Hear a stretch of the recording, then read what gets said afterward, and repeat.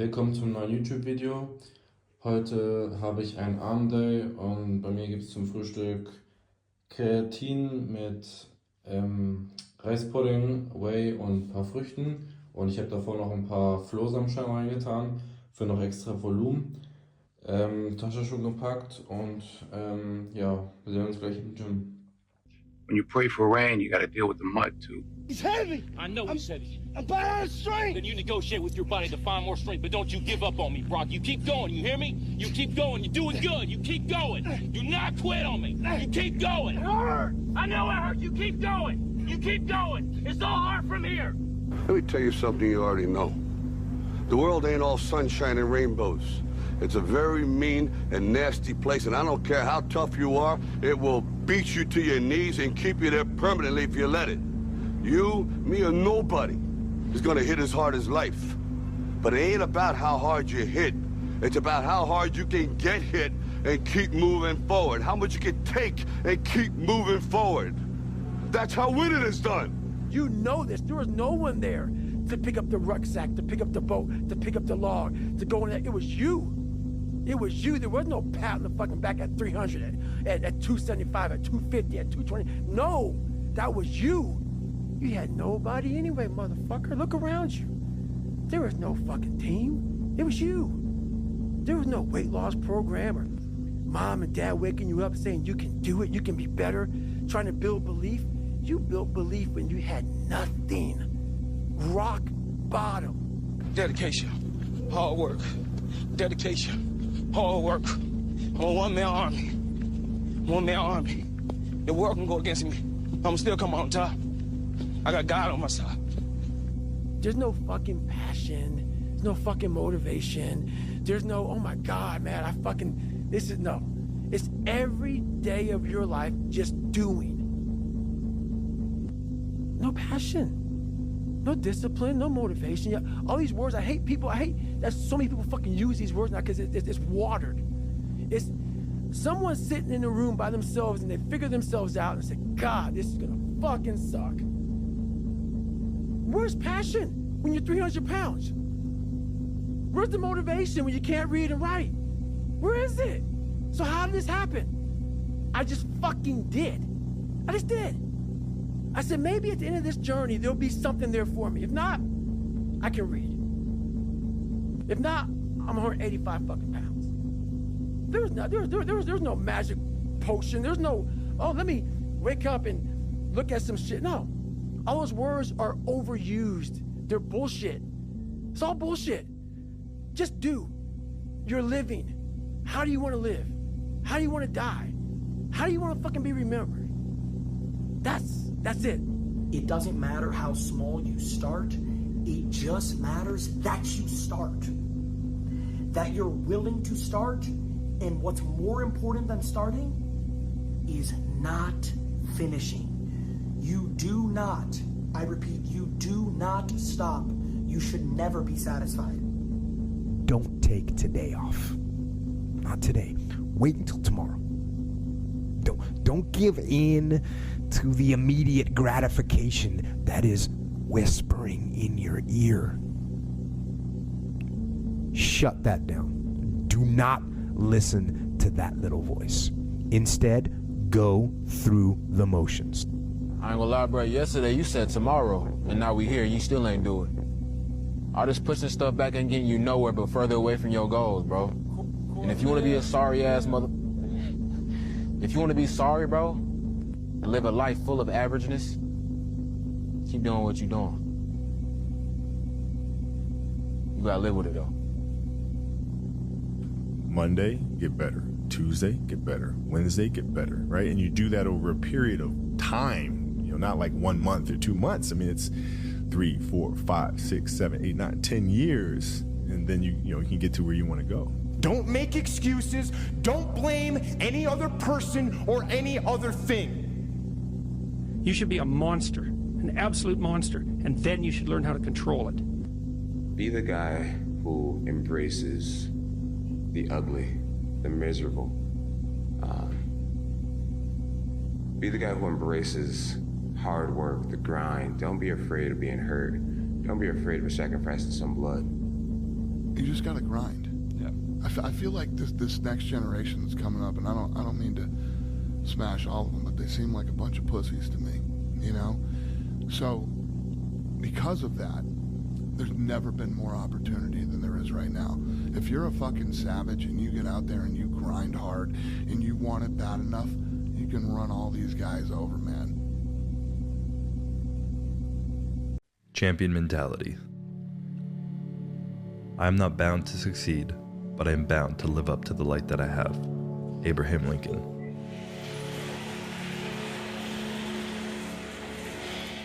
Winning isn't once what I thought it was. I found it to be much more complex than our traditional definitions of success. A lot of people fall to their knees in tears after a big accomplishment, partly due to joy and gratitude, but a lot of what you see is relief and even fear. I don't say this to be cynical, but I've heard it from various people and experienced it myself. It's a crucial moment in a person's journey where you need to ask yourself what winning means to you. Otherwise, you get stuck in a hamster wheel, chasing a potentially non-existent result. What I found is that winning doesn't happen on show day. It happens in those early mornings, painful workouts, long cardio sessions, and hungry nights. It happens in those moments of fear we all have when faced with a difficult goal, and then more so in what you make of that fear. It happens in every second of every day before you win. If you can take every opportunity you have to bring yourself closer to your goal, win every one of those opportunities, all while becoming more resilient in the process, how can you lose? That is an exciting opportunity. An exciting responsibility to find out what you're truly capable of. A medal around your neck and a trophy in your hands provides but a moment of relief. Maybe a surge of excitement, but one that will quickly and surely fade. Then you're back to square one and faced with new decisions. Can I do it again? Will I do it again? Again. Why?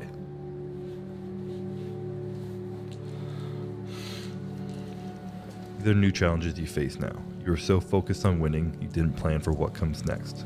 After all that hell you just put yourself through, are you ready to do it again, but with more intensity? If you're not improving, you're falling behind now.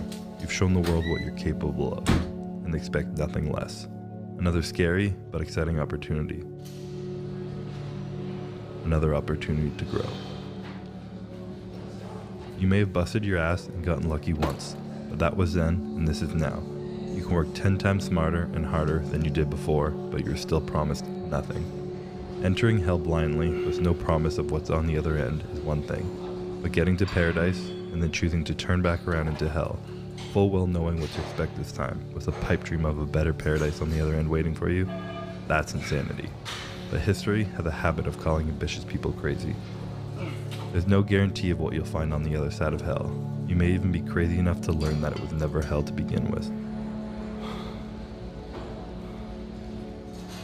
Maybe, just maybe, you can open your mind to the possibility that paradise is found in how you choose to look and act in this world. Paradise, like our goals, may not really be a destination, but an endless horizon we secretly don't want to reach. A never-ending reason to keep working and growing, with the intention not to accomplish goals, but to become someone who can accomplish any goal.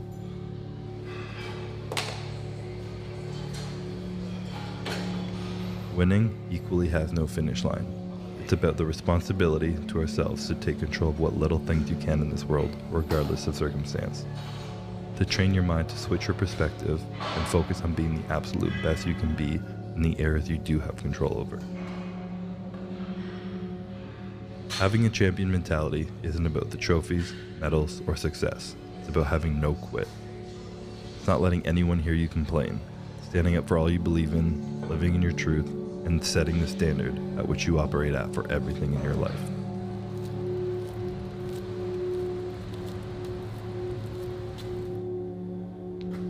It's about willingly choosing to do every single thing within your power to achieve your end result.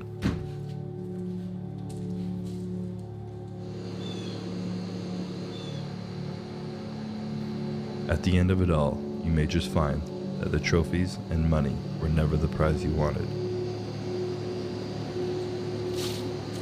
but rather the journey and the mentality you built along the way, with everything you ever needed. Come on, Chris. Come on, 2 more. Come on, let's go. The person who goes to the gym every single day, regardless of how they feel, will always beat the person who goes to the gym when they feel like going to the gym. It is astounding how many people want to be spectacular in life but also want to fit in and be normal. You are, by definition, aiming for average. Normal people get normal results. Weird people get weird results. You literally can't do what everyone else does and not expect to get what everyone else has. By doing what everyone else does, you guarantee average results. Just get up. Move towards that challenge, whatever that challenge is. Move towards that challenge and go attack it. And guess what? I had to get up even though it was hard, and I had to take ownership of my life, take ownership of my time, take ownership of my day. What I have found is that when you take that kind of action, that kind of step of following your gut and your intuition, taking that step, whatever it is, the universe has a funny way of meeting you halfway. Winners fail 1,000,000 times. What makes them a winner is that they believe in it, they're headstrong. Nothing's gonna stop them. The spectators have tried it and failed it and remain sitting down. They don't get up anymore because they don't believe it enough. The naysayers' disbelief overrides their ability, potential, and mental capacity that they can be more than that. When the rest of the world shut you down, you woke up the next day and you said, I got this, I do this, I breathe this, I am this, you can't stop me. Like, I'm gonna be the baddest motherfucker walking. Man up, stop crying. The decisions you make right now is up to you. You crying about something that happened to you when you was a kid. You ain't even no kid no more. You a grown man. Take full ownership. The stupid stuff you doing, your parents didn't make you play no video games. And what you crying about? So what your daddy wasn't there? What you crying about? You ain't 10 no more. Man up. So I had to learn to man up very quickly. And I think that was an edge because I had to learn how to make money. I had to learn how to make friends. I had to learn how to fight. I had to learn how to defend myself. I had to learn how to defend my family. When our back's against the wall, you have the instinct to want to protect your family. You see, all the instincts are in here. It's pulling those instincts out. And sometimes to pull out the right instincts requires some travesty or crisis or challenges to go through. So human up, get up and get on it, because the weak will struggle.